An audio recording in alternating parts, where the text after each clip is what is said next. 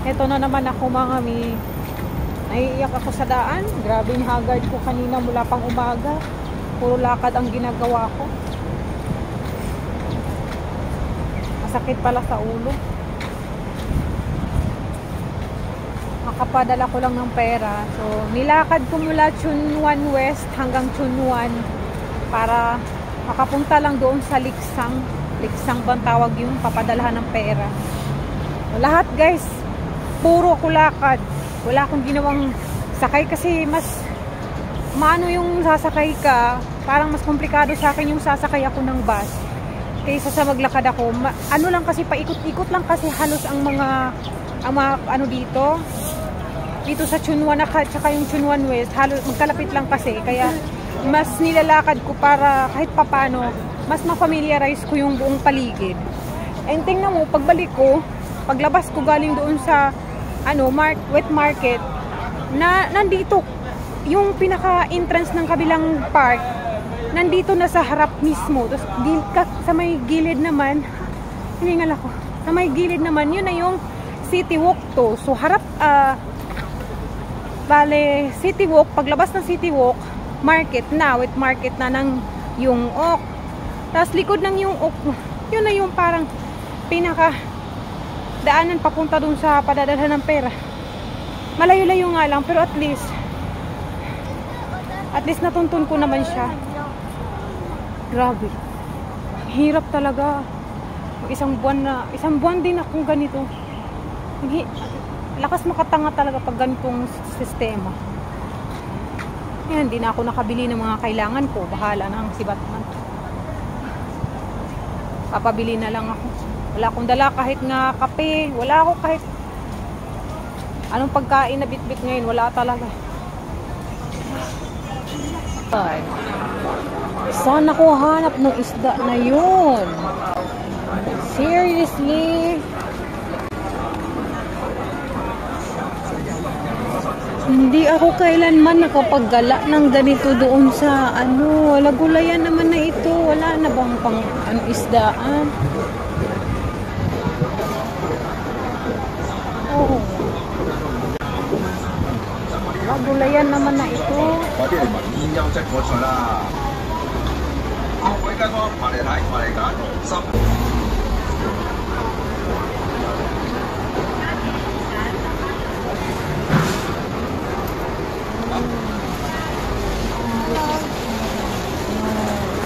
Do you have this beef?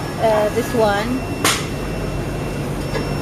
Oh, yung isa mo ito rin. Where?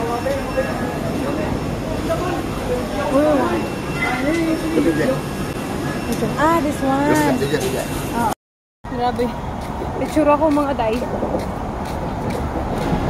Itsura ko na malingki. Hindi ko alam kung saan ako lulusot. First time ako inutusan ni Madam sa palengke ng yung Oak Road Wet Market. So hindi ko talaga alam yung lugar na yan. Nilagay lang niya Chunwan yung Oak Wet Market. So ngayon, parang hindi ko na habol-habol ko na hininga ko eh. So, hirap pala.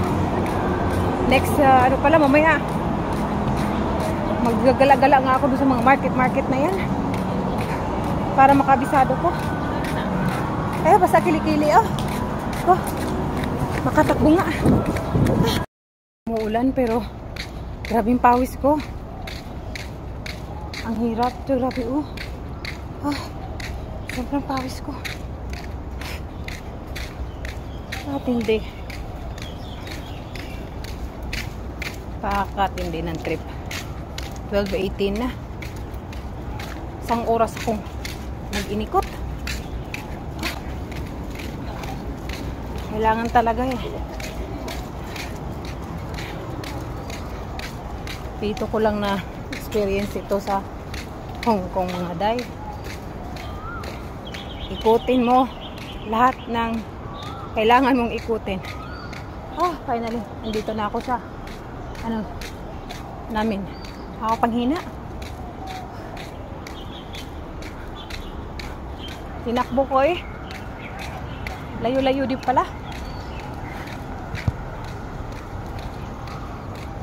Hindi kasi ano, may mga bus naman pero syempre mas okay yung malakad-lakad mo yung mga lugar para mapamilyarize talaga.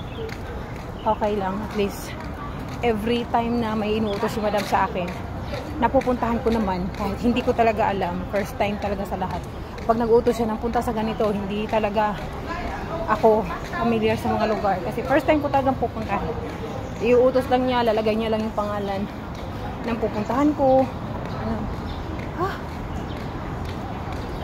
Stay lang. Okay lang. Galing dito sa may Chunwan Park, paglabas ng Chunwan Park, dito sa may bandang City Walk to. Ayan. Tatawid dyan sa may mga maraming tao. Tapos, yung Oak Road Market na yan. So, dyan sa may gilid, diretso lang yan doon pa straight hanggang sa marating mo yung parang may stoplight ulit doon. Magiging familiarized na kasi Liksang ang tawag doon. So, pwede rin ako dumaan doon sa kabilang gilid ng market. Tapos, iikot na lang ako dito sa may building na ito, papunta doon sa kaliwa.